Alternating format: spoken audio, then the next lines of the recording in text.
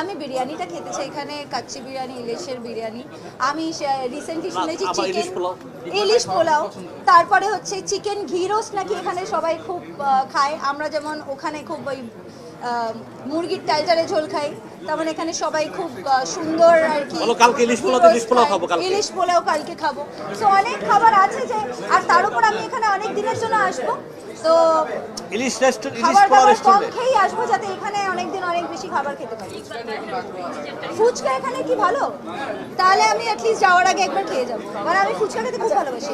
পছন্দ করি এখান থেকেই আমার শুভাকাঙ্ক্ষী বলে, দিদি এটা হচ্ছে তোমার অ্যাকাউন্ট, এটা হচ্ছে তোমার পাসওয়ার্ড, এটা আমি এতদিন চালাচ্ছিলাম, এবার এটাকে তুমি চালাও। তো আমি এই রকম ভালোবাসা বাংলাদেশ থেকে পেয়েছি।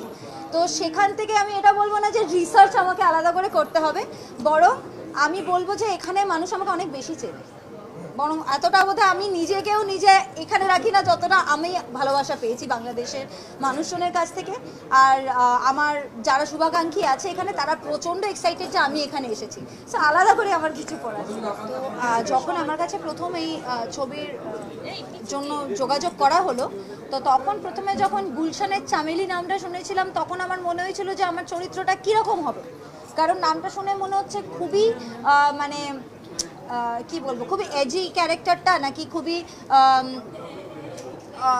আমি কিছু করতে পারবো বা আমার কমফর্ট জোনের বাইরের হবে চরিত্রটা।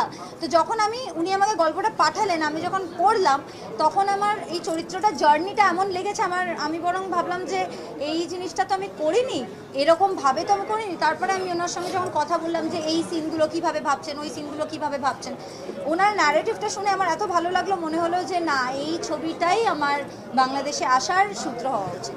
মধুমিতা, বাংলাদেশের আতিথেয়তা কেমন লাগছে এবং এখন পর্যন্ত বাংলাদেশে এসে কোথায় কোথায় ঘোরা হলো, কি কি করলেন একটু যদি সংক্ষেপে? আমি এসেছি ত্রিপুরা হয়ে, তো আমি প্রায় 5-6 ঘন্টা ধরে বাই রোড এসেছি।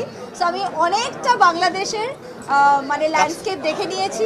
আমার মানে কি বলবো, আপনাদের শুনে ভালো লাগবে কিনা জানি না, আমার আলাদা লাগেনি। তার কারণ হচ্ছে আমি ওপারেও একই রকমের ল্যান্ডস্কেপ দেখি, সো আমার মনে হচ্ছে ঘরেই আছি।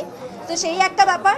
আর একটা জিনিস হচ্ছে বাংলাদেশের মানুষজনের যে আতিথেয়তা, আন্তরিকতা, আর মানুষকে আপন করে নেওয়ার যে একটা দক্ষতা আছে, সেটাকে নিয়ে আমি খুশি, বা আমি খুব মানে লাকি মনে করছি যে আমি এতটা ভালোবাসা এই জায়গা থেকে পাচ্ছি।